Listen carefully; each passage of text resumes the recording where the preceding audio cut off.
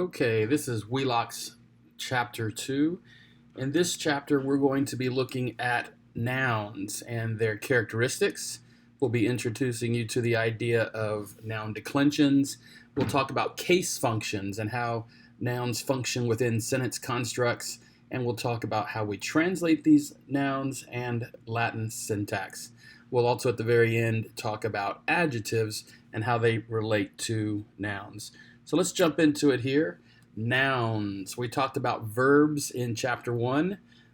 If there's a second most important word in a sentence behind verbs, it would be the nouns, because it is the subjects of the action of verbs, and it's the objects of prepositions, and it's the direct objects that are being done, the actions of the verb. So let's talk about nouns. The word noun comes from the Latin word nomen, which means name. And nouns name or identify a person, place, or a thing. There are three characteristics of nouns. We have case, which is how the word functions in the sentence. Number, which is the quantity of the noun, either singular or plural. And then gender. I don't know how to say that any better. It's the gender. It's the construct, the categories they put in masculine, feminine, or neuter. So let's look at our options for all of these. Cases, we have nominative, genitive, dative, accusative, ablative, and vocative. Number, we have singular and plural as options. And as I mentioned a minute ago, gender, we have masculine, feminine, and neuter. I do want to make a quick note that actually there is another case, seventh one. It's the locative case, and we'll talk more about that later, but it's rarely used, and so that's why it's not really mentioned much. But I just wanted to make a note that there is actually a, let's see, 1, 2, 3, 4, 5, seventh, a seventh case, and it is the locative, meaning location. And like I said, we'll mention that and talk about it a little bit later. But for right now, these are the ones you need to worry about. So let's talk about declensions now. If you remember from chapter 1, verbs are grouped according to the vowel stem at the end of the second principal part. Once you drop that RE infinitive ending, and that gave you the vowel stem. And each of the different groups were based on either a long A for first conjugation, a long E for second conjugation, short E for third, etc. Well, similarly, nouns are grouped according to the endings that are attached to them. There we go. There are 5 different groups or declensions. Now, this chapter, we're only going to deal with first declension. The rest will be coming in the next several chapters. So first declension, the paradigm that we'll be using often for the purpose of these videos is the word aqua. We'll look at that here in a minute. Second declension, we have a masculine and a neuter, filius and saxum. Third declension, nomen. Fourth declension, fructus for masculine, and fourth declension neuter is cornu. And then fifth declension, space. So each declension has its own set of endings. Again, we're going to focus on first declension, and we'll look at the noun aqua, which I imagine you can figure out what that word means. Anybody want to venture a guess? Go ahead. Yep, that's right. It means water. Okay, so let's check out first declension noun endings. All right, here is the endings as we'll learn them. I, I, arum, is, as, I. Now, if you'll notice, several of these have a long mark or a macron over it. If you'll remember from your reading from the introductory chapter dealing with pronunciation, the macron or the long mark simply means you will hold that sound out twice as long as the short vowel. So in reality, what this would sound like is I, I, arum, is, as, I. Now, I kind of exaggerated it just a little bit for effect and for clarity purposes, but you get the idea. Now, often when we're doing the chants, we're not going to really hold, at least I'm not going to hold these out. And just for the purposes of practice, you can say them out loud 5 times at least. And for me, it would sound something like this. Do it with me. I, arum, is, as, is, I. So again, I'm not really differentiating between the A with the macron in the ablative singular and the A in the vocative singular without the macron for the purposes of chance. But when we're reading the text or reading Latin sentences, we will try to make the difference in how we pronounce it. I also want to point out that vocative case, we're learning about vocative case right now, and we'll have it up on the screen for these purposes, but eventually our chants are going to drop vocative just because it's not used very often, and so our chants will simply have the nominative, genitive, dative, accusative, and ablative. But for right now, for this chapter, and I believe the next chapter or two, we will include vocative. You'll notice a couple of things here. We have what we call the vocative rule, and that rule is this, that whatever is in the nominative, the vocative is the exact same. So here you can see in the nominative singular is an A, and vocative singular is an A. Nominative plural is AE or I, and vocative plural is I as well. Remember this diphthong, AE, is pronounced I, like the word aisle, A-I-S-L-E, the word aisle, that's how you pronounce that diphthong.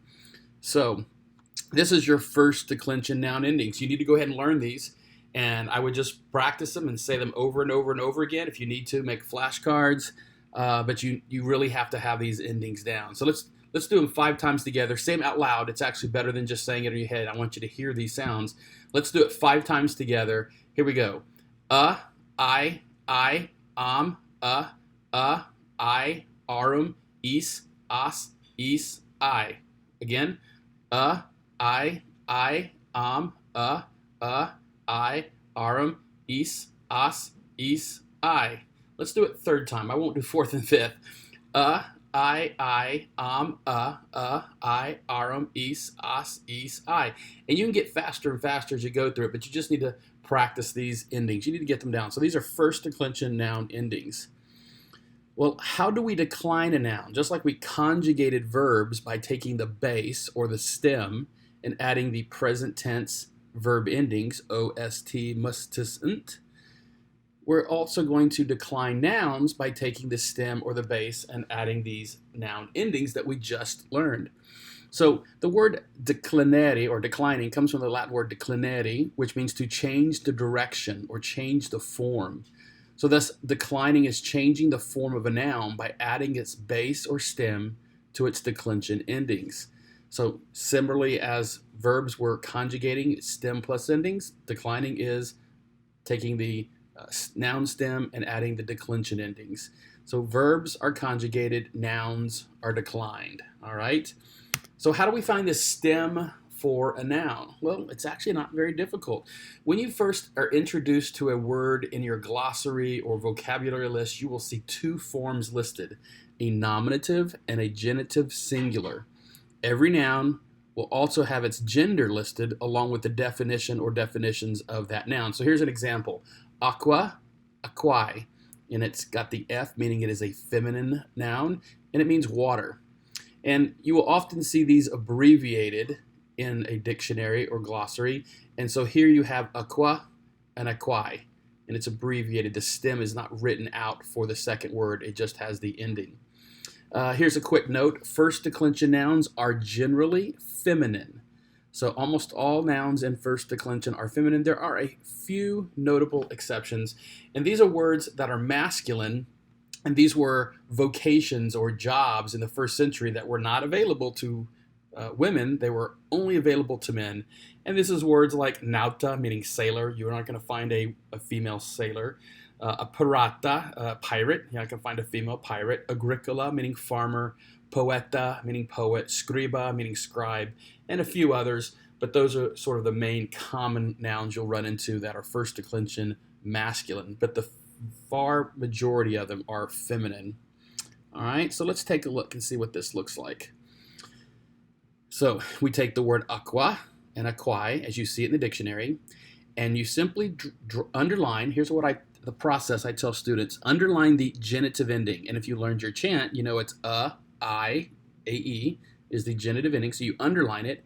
Draw a little line in front of it, and now that, everything to the left of that line is your stem. So AQU is the noun stem. And if you take that noun stem and add it to all of those endings you just chanted, you've declined your first noun. Let's take a look at this. So here's our word, aqua, aquae. And if we take that stem and add it to our endings, we end up with aquae, aquam, aqua, aqua, aquae, aquarum, aquis, aquas, aquis, aquae. There you go. You can see there's the stem, AQU, on each of these, and you can see the endings on the right side of the columns there. So the stem plus endings is declining. All right, we'll talk about how we translate this in just a minute. If you need to take a break, do so. I'm going to keep going, but if you need to take a break and stretch your mind a little bit, go ahead and do that. But right now, I'm going to move on to case functions. What do these cases mean? Nominative, genitive, dative, accusative, and ablative, and vocative. What in the world does all of that mean? Well, it's the function of how that word functions in a sentence. So for instance, a word that is in the nominative case is generally the subject of the sentence. It could also be a predicate adjective or a predicate nominative, which is a noun or an adjective after the verb in the predicate that describes or renames or restates the subject. But nominative case is the naming case. It's the subject. It's naming who's doing the action, essentially. Genitive case is what we call the limiting case. And it's most frequently, but not always, possessive.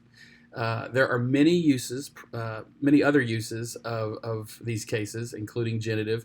But right now, I'm just kind of giving you the generic uses for these cases. So for right now, what we're going to say is genitive is possessive. And you'll translate it as of, whatever it is. If it's a minute ago, aquae, it was of the water. If it was the subject, it would just simply be water. And genitive of the water. Well, what about dative? Dative is an indirect object. That's how it's functioning in the sentence. It'll be the indirect object. And this is the person or thing that is indirectly affected by the action of the verb. And we will translate that as to or for whatever the noun is. So in the case, again, the case of aqua, aquae, aquae, dative singular is aquae, we would translate it as to or for the water. What about accusative? Well, accusative is the case of the direct object. It is the person or thing directly affected by the action of the verb. It could also be the object of a preposition with certain prepositions, but primarily, for right now, the generic category we're going to say is direct object. And again, you just simply translate the word straight out. So the word aquam would be accusative singular, and you could say the boy drank the water. That's simply how you translate it, the water.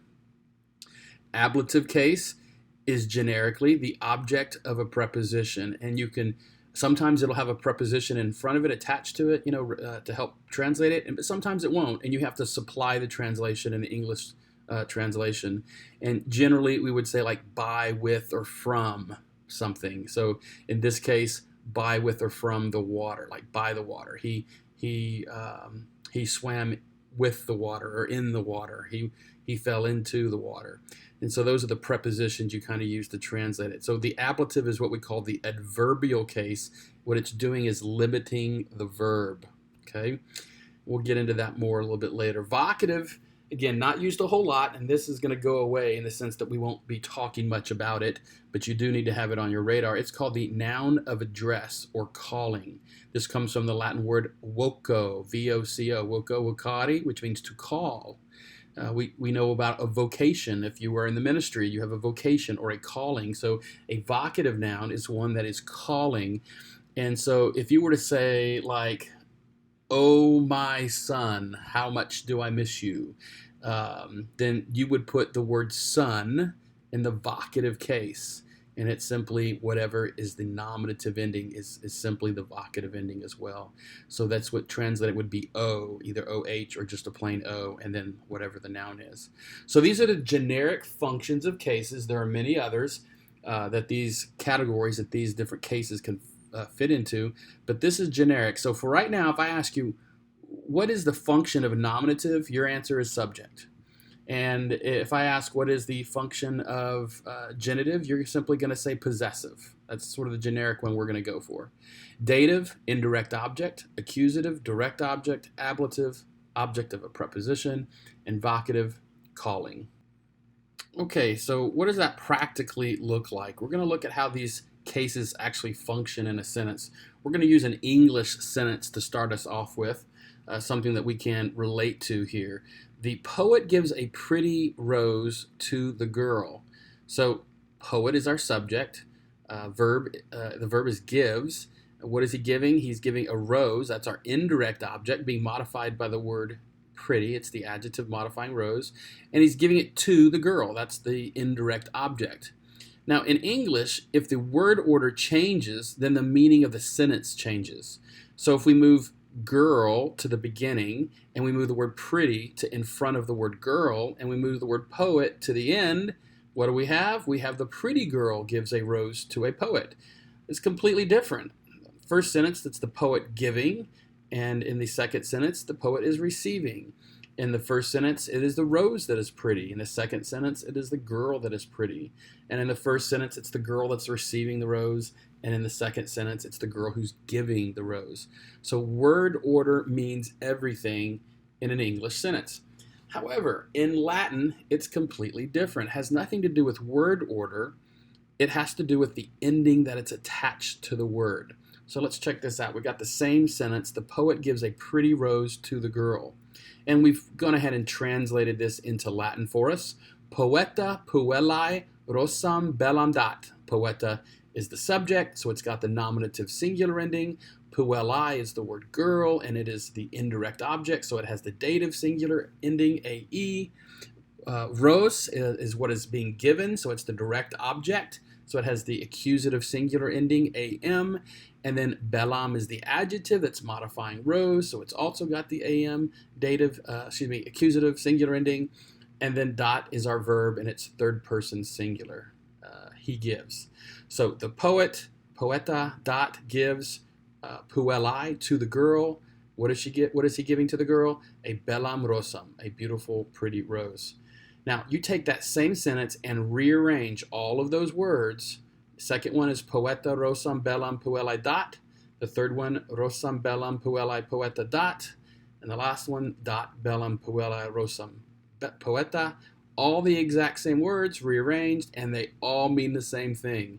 The poet gives a pretty rose to the girl. You say that may be somewhat confusing. I know it's different than how we do things in English, but there's actually a whole lot of clarity that comes from being able to look at the ending to a word and know how it's functioning in the sentence. Actually, in English, we have a problem all the time with pronouns. When you say something like he hit him, you're like, wait, did he hit himself? He hit him? Like, who's the him? Who's the he? And if you had an ending that indicated subject or indirect object or direct object, then you wouldn't have any questions. And this is actually the beauty of Latin. There's a whole lot of specificity that helps cut down on the ambiguity of a sentence.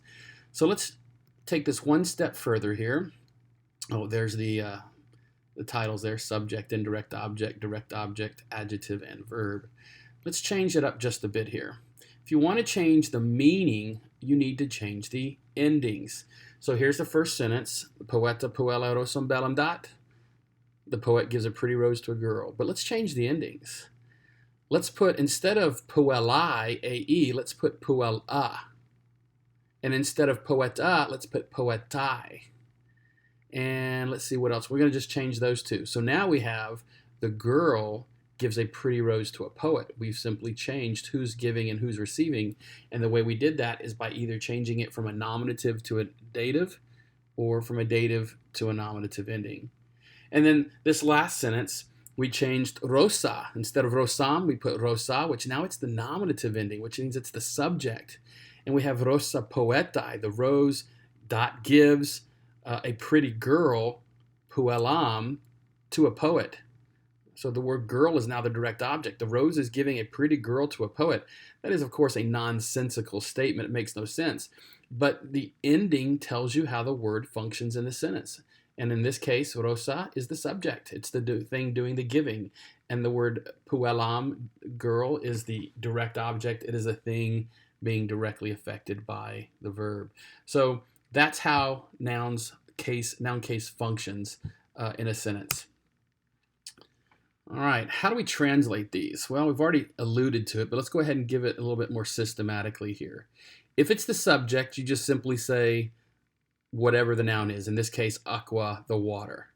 If it's genitive, again, we're going to say it's possessive right now, and our generic translation is going to be of the water. For dative, we're going to say to or for the water.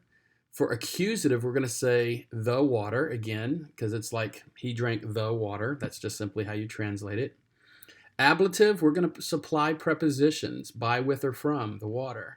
And again, for vocative, oh, water, like you're calling to the water. Oh, water, you're so, I don't know, cold, wet, delicious, I don't know. Plural, you got your plural endings on a qua. So you have a quai, a quarm, a quis, a quas, a quis, a quai. It's the exact same translations as singular, but it's plural. The waters, of the waters, to or for the waters, by, with, or from the waters, and oh, waters. So Latin does not have, this is a little note here, Latin does not have a definite or indefinite article, the word a or the. These must be supplied when you translate. So you won't find these unlike Greek, in Latin, we do not have them, so you have to supply them. All right, if you need to take a break, now's a good time to take a break. I'll keep on going. I'll be here when you get back. Let's talk about syntax or sentence construction in Latin. Syntax refers to the arrangement of words to form meaningful clauses and sentences. Even though word order doesn't necessarily matter in Latin, there are some basic patterns in Latin syntax. And the most basic sentence structure is this. You'll have its subject at the beginning with any modifiers, generally after, sometimes before. Then it'll be followed by the indirect object with its modifiers. Then the direct object with its modifiers. You'll have any adverbial phrases with their modifiers, which will come before the verb that they are modifying. And that verb usually completes the sentence. So here's a quick little note. Word order can change for the sake of emphasis and also in Latin poetry. So even though this is the basic structure, sometimes a Latin author would maybe put the verb near the beginning or at the beginning of a sentence. And he's doing this for emphasis purposes. Poetry, they did it for different reasons to make sure they keep with meter and time, and we'll talk about that when we get to poetry. But just know that this is the basic syntax, but it can deviate. And it's okay because we have the endings. We don't necessarily need word order to determine how to translate it. All right, here we go. Subject, indirect object, direct object, verb. That's the basic structure right there. Subject, indirect object, direct object, verb. All right. Memorizing declension endings and their functions are critical to Latin translations. So you really need to know the endings, and you need to know how these cases function in a sentence. Now here's a caution. Some endings, as you've probably noticed, are the same for different cases. So you may have been wondering, oh my goodness, how in the world do we determine how it's functioning if it's repeated? You can see here clearly that AE is found in the dative and genitive singular as well as in the nominative and vocative plural. You can see that IS is found in the dative and ablative plural. And then A is found in both the nominative and vocative singular. And then, of course, you've got the ablative singular, which has an A, but it has that macron. So please notice that. That's actually a good thing. That macron tells us, oh, this is ablative singular. It's different than the nominative or vocative singular. But you have these similarities. So in these instances, context will generally tell you what the function of the word should be. So this is important. If you can't determine what it is initially, because it's got multiple options, then let context tell you how to translate the noun. All right, and we'll put this into practical application in class. Lastly here, let's talk about adjectives. Now this is not too tricky. If you learned the nominative, if you've learned the first declension noun endings, then you're going to be able to handle adjectives just fine. Adjectives, of course, if you remember from English, are words that modify nouns. And in Latin, they can either come before or after where they modify, but generally will come after it.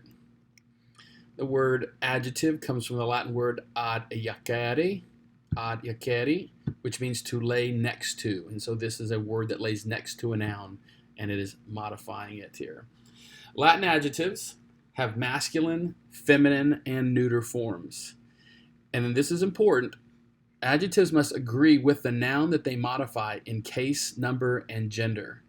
So in other words, if the noun is the subject and it's masculine and it's singular, then the adjective also that's describing this word also has to be nominative, masculine, and singular.